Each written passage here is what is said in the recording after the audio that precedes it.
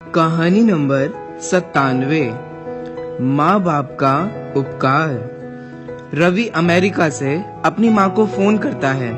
Hello माँ, मैं रवि बोल रहा हूँ। कैसी हो माँ? माँ ने कहा, मैं ठीक हूँ बेटे। ये बताओ तुम और बहू दोनों कैसे हो? हम दोनों ठीक है माँ, आपकी बहुत याद आती है। अच्छा सुनो माँ, मैं अगले महीने इंडिया आ रहा हूँ तुम्हें लेने। क्या? हाँ माँ, अब हम साथ ही रहेंगे। रवि ने अपनी बात को आगे बढ़ाया। नीतू कह रही थी कि माँ जी को अमेरिका लेके आओ, वहाँ अकेली बहुत परेशान हो रही होंगी। माँ हेलो, सुन रही हो ना? हाँ बेटे। बूढ़ी आंखों से खुशी की अश्रुधारा बह निकली। बेटे और बहू का प्यार नस नस में दौड़ने लगा। जीवन के 70 साल गुजार चुकी सावित्री ने जल्दी से अपने पल्लू से आंसू पोंछे और बेटे से बात करने लगी। पूरे 2 साल बाद बेटा घर आ रहा था। बूढ़ी सावित्री ने मोहल्ले भर में दौड़ दौड़ कर ये खबर सबको सुना दी। सभी खुश थे कि चलो बुढ़ापा चैन से बेटे और बहू के साथ गुजर जाएगा। रवि अकेला आया था। उसने कहा, माँ हमें जल्दी ही वापस जाना है, इसलिए जो भी रुपया पैसा किसी से लेना है वो लेकर रख लो, और तब तक मैं किसी प्रॉपर्टी डीलर से मकान की बात करता हूँ। माँ ने पूछा, मकान? हाँ माँ, अब ये मकान बेचना पड़ेगा, वरना कौन इसकी देखभाल करेगा? हम सब तो अब अमेरिका में ही रहेंगे। बूढ़ी आंखों ने मकान के कोने कोने को ऐसे निहारा जैसे किसी अबोध बच्चे को सहला रही हो। आनन फानन और औने पौने दाम में रवि ने मकान बेच दिया। सावित्री देवी ने वो जरूरी सामान समेटा जिससे उनको बहुत ज्यादा लगाव था। रवि ऑटो मंगवा चुका था। एयरपोर्ट पहुंचकर रवि ने कहा, माँ तुम यहाँ बैठो, मैं अंदर जाकर सामान की जांच और बोर्डिंग और वीजा का काम निपटा लेता हूँ। सावित्री देवी ठीक है बेटे कहकर वहीं पास की बेंच पर बैठ गईं। काफी समय बीत चुका था। बाहर बैठी सावित्री देवी बार बार उस दरवाजे की तरफ देख रही थी जिसमें रवि गया था, लेकिन अभी तक बाहर नहीं आया था। शायद अंदर बहुत भीड़ होगी सोचकर बूढ़ी आंखें फिर से गेट की तरफ देखने लगी। अंधेरा हो चुका था। एयरपोर्ट के बाहर आवागमन कम हो चुका था। एक कर्मचारी ने वृद्धा से पूछा, माँ जी किसी से मिलना है क्या? सावित्री देवी ने घबराकर कहा, मेरा बेटा अंदर गया था टिकट लेने, वो मुझे अमेरिका लेकर जा रहा है। कर्मचारी ने सवाल किया, लेकिन अंदर तो कोई पैसेंजर नहीं है। अमेरिका जाने वाली फ्लाइट तो दोपहर में ही चली गई। क्या नाम था आपके बेटे का? रवि। सावित्री देवी के चेहरे पे चिंता की लकीरें उभर आईं।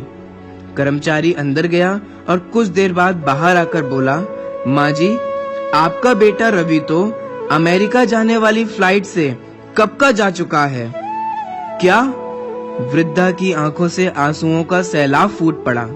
बूढ़ी माँ का रोम रोम कांप उठा। किसी तरह वापस घर पहुंची जो अब बिक चुका था। रात में घर के बाहर चबूतरे पर ही सो गई। सुबह हुई तो दयालु मकान मालिक ने एक कमरा रहने को दे दिया। पति की पेंशन से घर का किराया और खाने का काम चलने लगा। समय गुजरने लगा।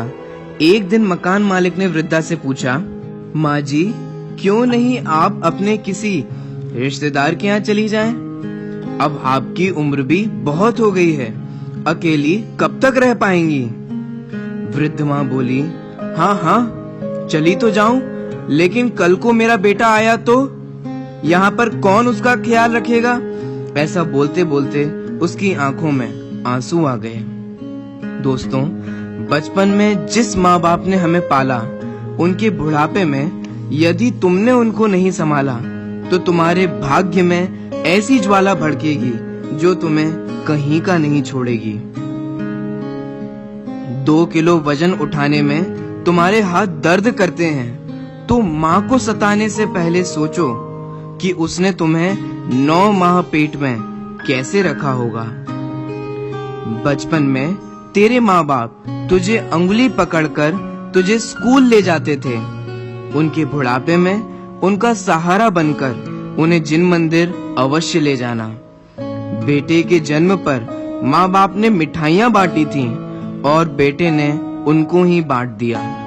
बेटे कबूतर को दाना डालने और गाय को भोजन देने जा सकते हैं, परंतु अपने माँ बाप को भोजन कराने में तकलीफ होती है। जिस बेटे को माँ बाप ने बोलना सिखाया, उन्हीं माँ बाप को उनके बुढ़ापे में बेटे चुप रहने के लिए कहते हैं। अगर तुम चाहते हो कि तुम्हारे बेटे बुढ़ापे में तुम्हारी सेवा करें, तो तुम अपने माँ बाप की सेवा करके उनके सामने आदर्श प्रस्तुत करो। जो बाहर के लोगों से हंस हंस कर बात करता है और अपने माँ बाप से बात नहीं करता, तो समझ लेना चाहिए कि तुम्हारी दुर्गति निश्चित है।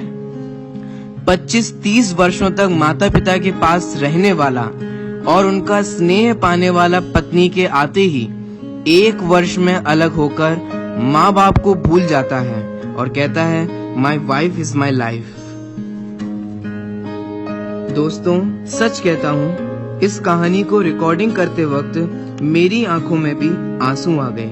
इसलिए मेरा आपसे हाथ जोड़कर यह निवेदन है कि माँ बाप का दिल कभी कभी कभी मत दुखाना।